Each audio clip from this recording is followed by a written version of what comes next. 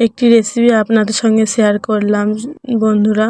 প্রথমে আমি 250 বাটি একটা ময়দা নিয়েছি। তারপরে ঘরোয়া ছোট বাটির মধ্যে 2 বাটি চালের গুঁড়ো নিয়েছি।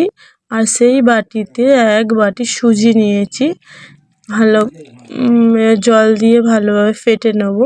কিছুক্ষণ ধরে ভালো করে ফেটে সেই পরিমাণটা একটু ঘন করব, ভালোভাবে ফাটিয়ে নেব। তারপর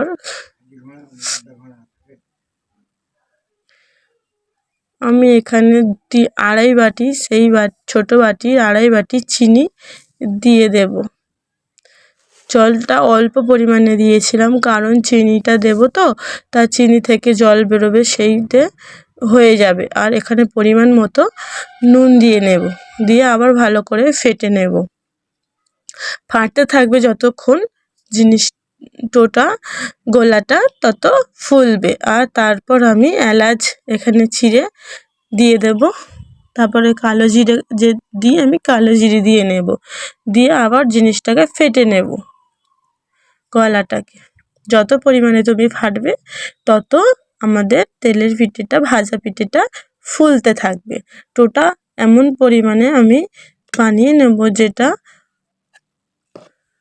হাত দিলে আঙুল থেকে যাতে বোঝা না যায় যে আমার এইভাবে আমি বানিয়ে নেব।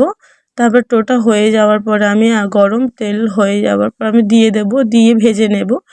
এই যে গোলাটা আমি ছোট একটা হাতা নিয়েছিলাম, যার জন্য ছোট ছোট করে ভাজছিলাম। এই দেখো আমার পিঠেগুলো এইভাবে বানিয়েছি। আমি সবটা দেখাতে পারলাম না, যেটুকানি পেরেছি আপনাদের সঙ্গে শেয়ার করেছি। এই ছিল আমার ভিডিওটা ভালো লাগলে শেয়ার করবেন, কমেন্ট করবেন।